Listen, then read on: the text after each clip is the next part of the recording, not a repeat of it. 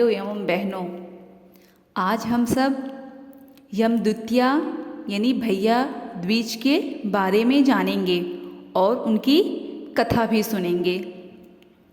यह त्यौहार कार्तिक शुक्ल पक्ष की द्वितीया को मनाया जाता है और इसे हम भैया दूज यम द्वितीया के नाम से जानते हैं। यह भाई बहन के प्रेम का प्रतीक है और बहुत ही पावन त्यौहार है। इस दिन भाई अपनी बहन के घर जाते हैं और अपनी बहन के साथ यमुना स्नान कर के तिलक लगवाते हैं और बहन के घर भोजन करते हैं और उस दिन भाई बहन बहुत ही प्रेम से रहते हैं। यह भाई बहन का बहुत ही फलदायक त्यौहार है।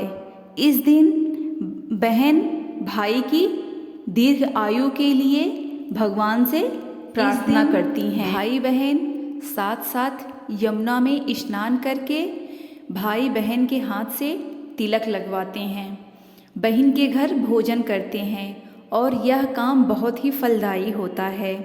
इस दिन भाई और बहन का ये बहुत पावन त्यौहार है।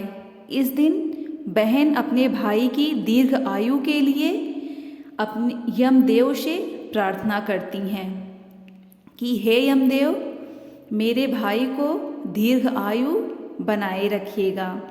इस दिन सूर्य जी की पुत्री यमुना जी ने अपने भाई यमराज को भोजन कराया था, इसीलिए इस दिन को यम द्वितीया के नाम से हम जानते हैं।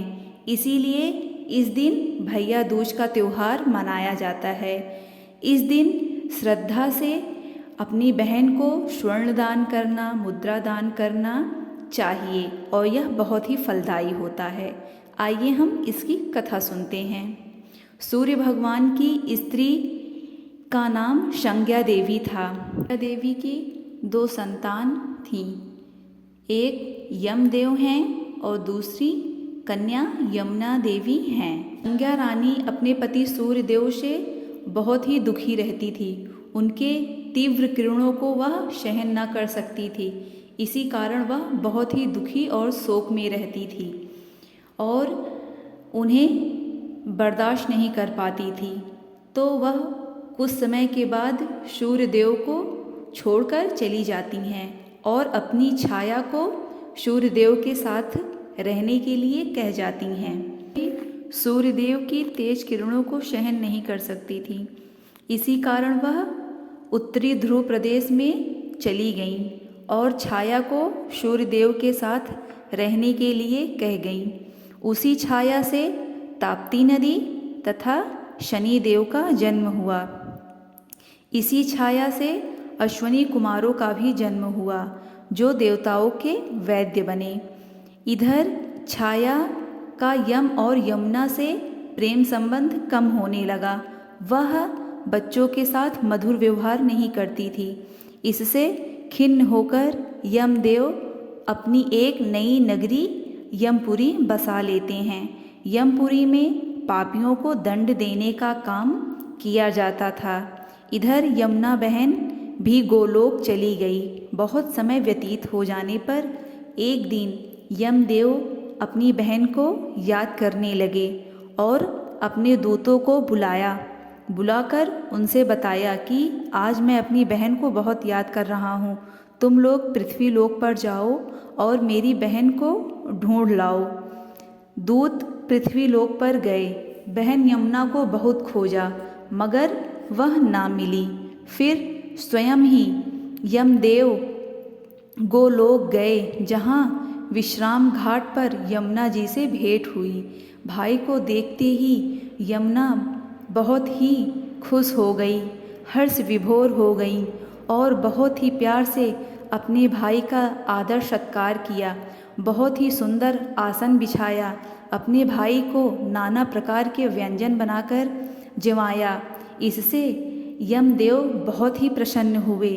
भाई बहन एक दूसरे को इतने दिन के बाद मिले थे, इससे वह बहुत ही खुश थे और यमुना मैया यमदेव को नाना प्रकार का आदर सत्कार किया। जिससे यमदेव बहुत ही खुश हुए।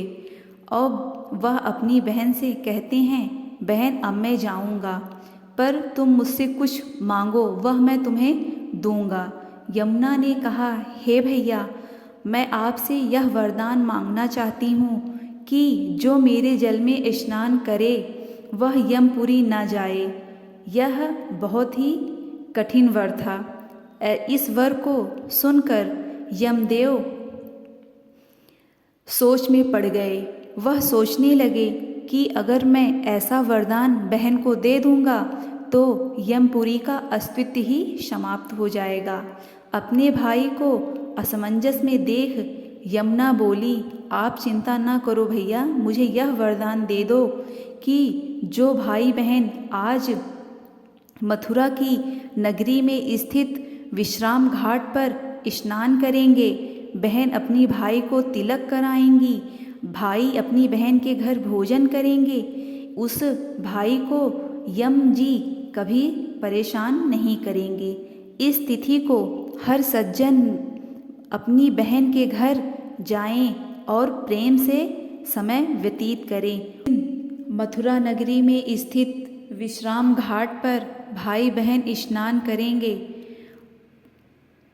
और बहन अपने भाई के मस्तक पर तिलक लगाकर उन्हें मधुर व्यंजन कराएंगी, तो मैं उन्हें यमपुरी को न ले जाऊंगा और जो तुम्हारे जल में स्नान करेंगे वह स्वर्ग को प्राप्त होंगे। तभी से हम यह त्योहार मनाने लगे हैं। यह यमद्वितीया, भैया दूज, भाई दूज, भातृद्वितीया अनेकों नाम से जाना जाता है। यह भैया दूज भाई बहनों का बहुत ही पावन त्योहार है।